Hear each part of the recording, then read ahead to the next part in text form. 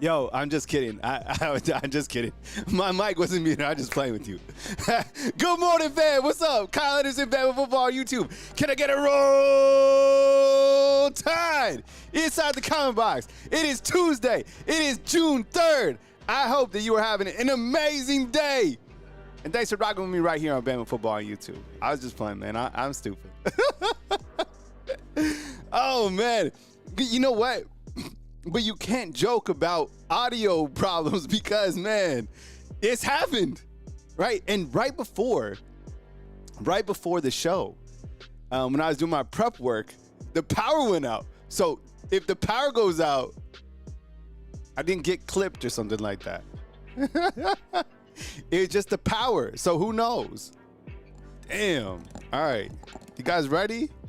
How you guys feeling on a scale of 1 to 10? I'm feeling like a 10. Oh, man. I knew I'd get you guys. The audio. I heard people freaking out. Kyle, look at me. You can't. Oh, man. That's funny. I got jokes. I swear. It's crazy. I'm seeing somebody about it because I'm joking, man. I'm too funny sometimes. I hate it. All right, fam, what's up? I appreciate you guys being here. Thank you so much for rocking with me today right here on Bama Football on YouTube. Every single day, Monday through Friday, 10 a.m. and as major news happens. And last night, I had a nightcap. I wanted to jump on. I wanted to hang out with the people. So in all transparency, look out for some evening shows to be dropping. I like to come on usually at 7 p.m. or 8 p.m. when I don't really have anything like solidified in terms of like a PM show time. But, keep your heads on a swivel because sometimes I will pop up in the evening time just to kick it with you guys. As you know, right now we are in summer rain. What that means, you remember that song, Candy Coated Raindrops, you're my candy rain. So that's not what it's from. But it's Summer Rain by Rick Ross. And Courtney Morgan has put together Summer Rain, which basically means that eventually at some point in time, it will start raining recruits, probably 5 stars. Let's face it. I mean, I think that the targets that they currently have, put Alabama in a very good position. And I think right now, if you're out there and you're probably upset that Alabama hasn't landed some of these prospects that were just here, slow down and understand a couple things, all right? Understand a couple things. That number one, Alabama put themselves in a very good position with a lot of prospects this past weekend from all over the country, right? Whether you were from the Big Island or Hawaii, right? Whether you were from Colorado, whether you're from Georgia. I mean, they made a lot of progress with some of these guys. Now, these guys are also going to take other official visits, and you can't get mad at that because, as you know, and we'll talk more about this, and Booby Feaster has some very interesting comments, and I want to ask you guys about this on the real. These guys are going to take their opportunities, and look, while Alabama might check all the boxes, who's going to pay you the most? And look, I'm not saying every single player is going to go to the highest bidder, but let's face it, if you were in that same position and you were trying to better your family, and you were trying to better yourself, and you were listening to your parents, they were like, look, this program is willing to pay you, this amount compared to this amount. We look at the depth chart. We see where you're going to be playing. We look at other NIL opportunities that the university could throw on top of it, right? You remember So For Real, Candy Rain, man.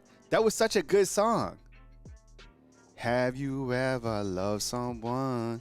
Man, that was the joint, dude. That was a good song. Why didn't this pop up? All right. So you have right now, I don't know if this is like a true commitment watch. I would stay with your head on a swivel for a prospect out of Nashville, a wide receiver by the name of Gabe Cabel, right?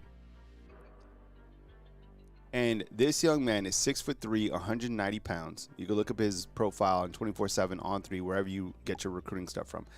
I haven't seen one of the big dogs put out a recruiting prediction yet, but I think Gabe Cabel, who recently worked out here in Tuscaloosa, 6'3", 190 pounds. You can go out and do his research. He's a 3-star on the recruiting services.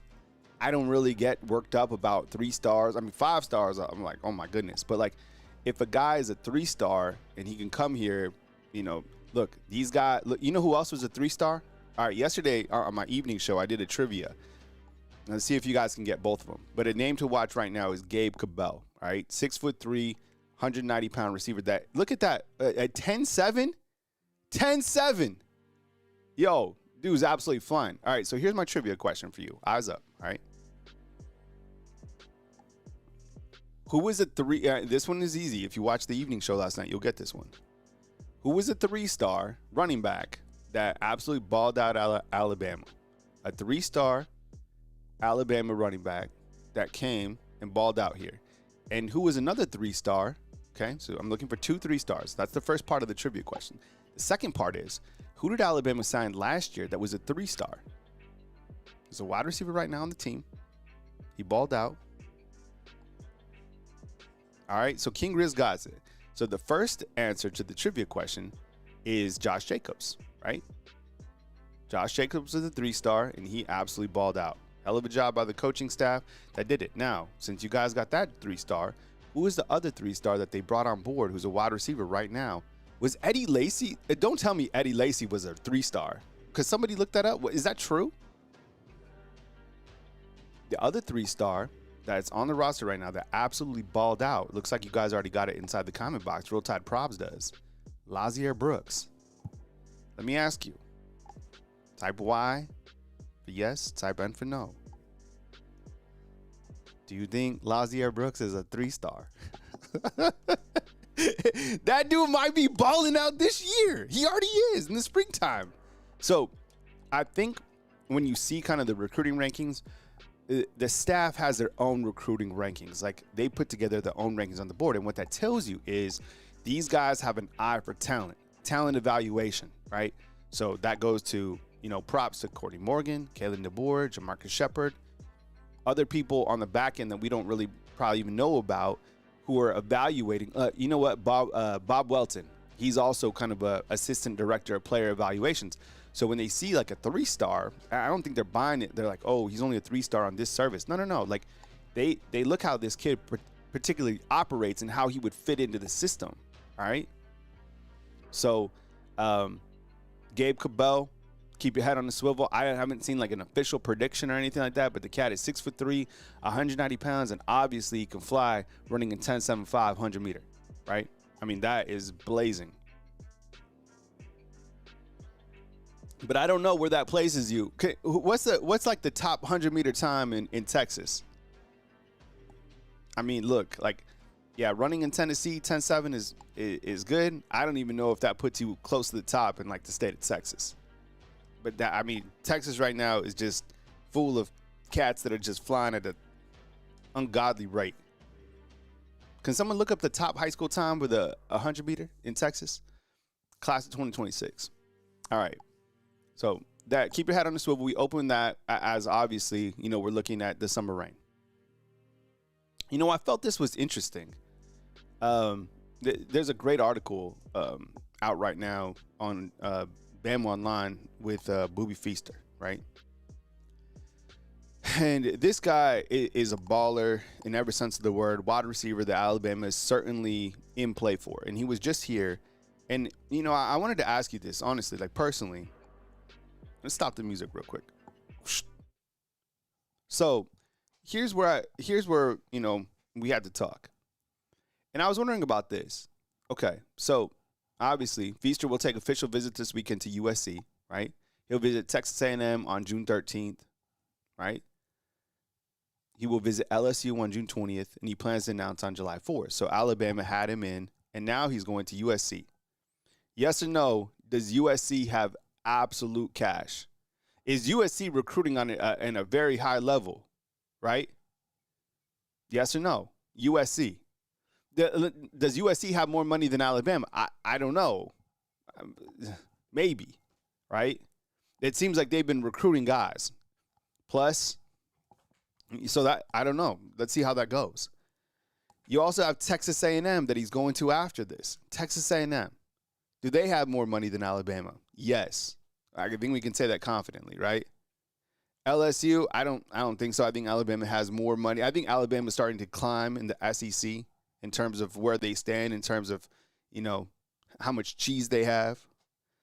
But because Alabama certainly got organized with their NIL and, you know, funding, because no one left from the transfer portal. They've been able to. I mean, you think LeBaron Philon came back because he has an opportunity to play? I mean, come on. No. Look, all the players in the transfer portal got paid. LeBaron Philon, you think he was like, man, you know what? I want to come back and, you know, play every once in a while. No. He got money, right? He got paid as well. Alabama got super organized, so I don't think money is an issue anymore, but there's always somebody with more money. So I think USC, Texas A&M, LSU, that is probably going to play a component. Because let me ask you this, right? Up top, if Bama checked all the boxes, and look, if they checked all the boxes, then what else is there? Maybe there's a box that they didn't check, which is the, you know, okay, so if all the boxes are checked, does that mean the last box that is maybe unchecked is the financial? I don't know. I have no idea. But I know that they're going heavy on him. I mean, Keelan Russell's, you know, recruiting the hell out of him. So I guess we'll have to see what happens. Let me ask you inside the comment box. Now that you know where Booby Feaster is going to check out the remaining month of June, do you think this is the money thing, and do you think he eventually ends up here at Alabama?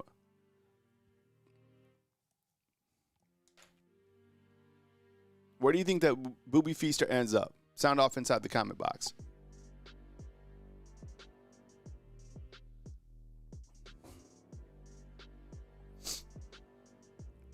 See, and if this is true right here, what's up, Southern Red? I'll do some morning shout-outs in just a second. And because USC also offered Courtney Morgan, remember? This was last summer, and Alabama ponied up to keep him. I don't know if this is true right here, but I'm thinking that Keelan Russell and some of these guys that got here, I mean, some of the bigger time players, I mean, if he didn't leave for 6.4, is he making, obviously he's making what, 7? I don't know. I have no idea. The Nebraska coach said, this was like 2 years ago, he said that the going rate for a quarterback is what, $4 million? And that's in Nebraska. I don't even know if Nebraska is like a top 40 team. So what is like a high level quarterback for an elite team? What are they paying quarterbacks? I don't know. I have no idea. But I know it's a lot. I like this, Lance. Just wait till the Saudi prince. No, I mean, seriously, man. You imagine? That's crazy. Anyways, I don't know where Booby Feaster ends up. BJ is saying he'll end up with Russell at Alabama. That would be such fire, man. You imagine this? GSP, Sedarian Morgan, and Booby Feaster. Yo, that I'm telling you, I'm not worried about. I've never really worried about recruiting. I don't cover recruiting often. And I never like really trip out about it because, like, man, think about this. Coach Kalen DeBoer, well, number one, I never worried about it because Coach Saban was up top and all the jobs that he did. But last year, these guys, before we even really knew who Alabama was and what they were going to be under Coach Kalen DeBoer, they still balled out recruiting-wise. That's why now that the tracks are laid and they got more organized from an NIL standpoint and have more money, you don't think things are going to suddenly go wrong? No. It's just going to take a little bit of time. But last year, it was around today, last year, when recruiting just blew up for Alabama football. Remember? When Keelan Russell committed, it was